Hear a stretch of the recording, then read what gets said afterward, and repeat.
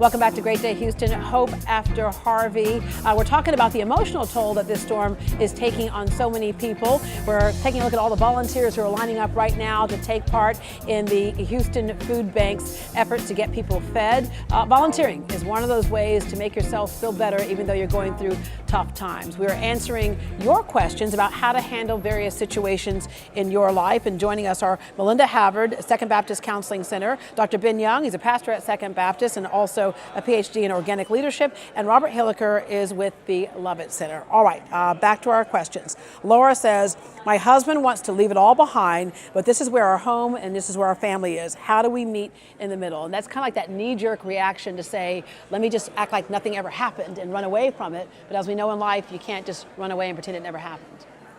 And there's such a balance there, because the leave it all behind is so important for some, because so many memories are there. And if she will look around and look at who she's taking with her, she's not leaving it all. She's taking the most important part with her, and that's her family. Yeah.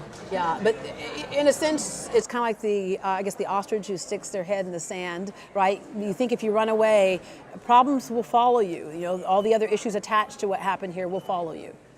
You know, I when you read that, I was thinking, when in doubt, don't. Yeah.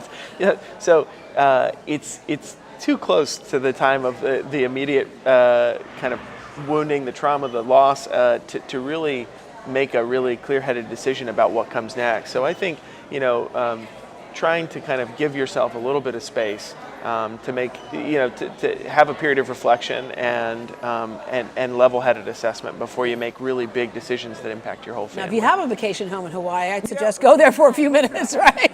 And then come back. But but that's a good point, not to make certain decisions right away until you let kind of the dust settle, if you will. All right, Aaron says, my family and I lost everything in the flood, and quite honestly, I've begun to question my faith in God, which we talked about a little bit earlier. How can I gain my faith back? Or will I? And I guess that's kind of that mustard seed faith that never goes away is one of the things that we learn in church oftentimes, but harder to put in practice sometimes when you're faced with this type of adversity. It really is. And I think what's interesting to me, and one of the things I really like the book of Job, maybe I'm strange, but Job is the oldest book in the entire Bible. And Job is someone like this guy who lost everything, and had to rebuild his life and rebuild his faith. So I think what we see when you go through trauma or pain, you're questioning God, you go from a time where life is normal orientation, then you go to a time of disorientation. And then once you pray and work through that with another friend or a pastor, you enter into reorientation, which is kind of a new normal, and your faith in God is actually deepened. So questioning your faith during this time is not a bad thing, but do that with another friend, with a pastor who can help you process that. Yeah, and then also putting it in its real place, which I'm going to tell you, I didn't lose anything during the flood, so I feel guilty even saying this, but I have had other situations in my life when I felt like I lost everything. And then you start to think and go, wait, but I'm still here. So have I really lost everything? So there's a moment we have to step back. My son was helping at a house with Second Baptist over the weekend, and he goes, well, Mom, they said they lost everything, but then I met the people who live there.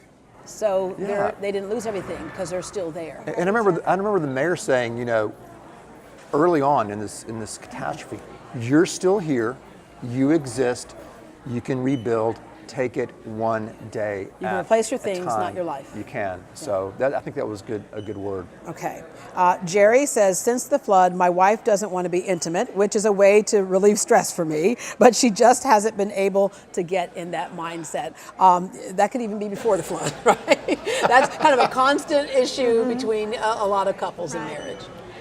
And that's where we practice so much mercy and grace for one another. I always encourage people to connect as much as they can, especially in these times. So if he can connect with her and loving her in other ways, then hopefully at some point she will connect back with him and loving him in that way. But they need to have that conversation, because she's going to want to be helpful to her husband. Yeah. But that's such a difficult place. He's got to be respectful of her loss, and she's got to be respectful of his. And so that may take some time, and that may take getting some help outside for that. And sex is about so much more before you even get to the act itself, right?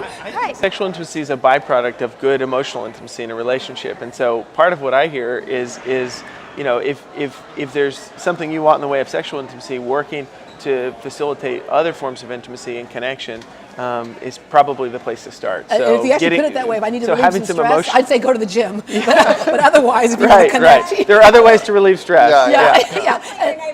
It's funny because it's kind of like that men and how men see things, how women see things. Yeah, go tear out sheetrock and you can relieve stress. But how men see it, how women see it. One saying relieve stress, and oftentimes we relate to women as wanting more of the intimacy.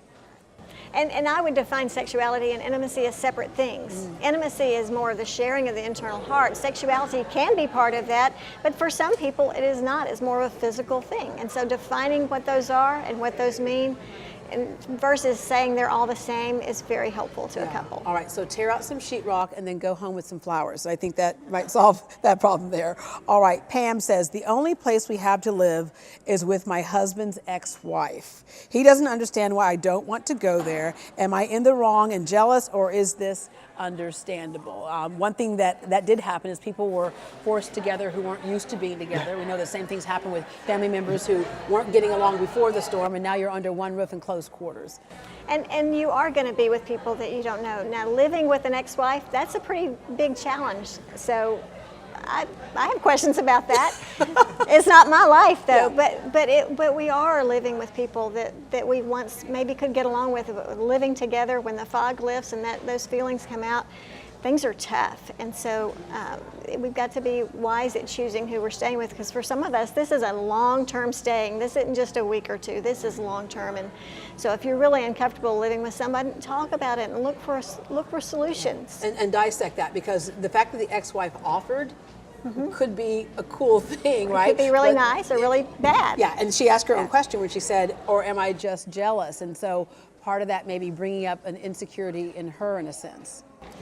Yeah, we don't have all the information, right? We're taking a Right. small piece of information, extrapolating a lot from it. I think, the important thing in something like this is that tending to the primary partnership, tending to the marriage that exists now, and making sure that both partners can be on the same page about such an important decision, Yeah.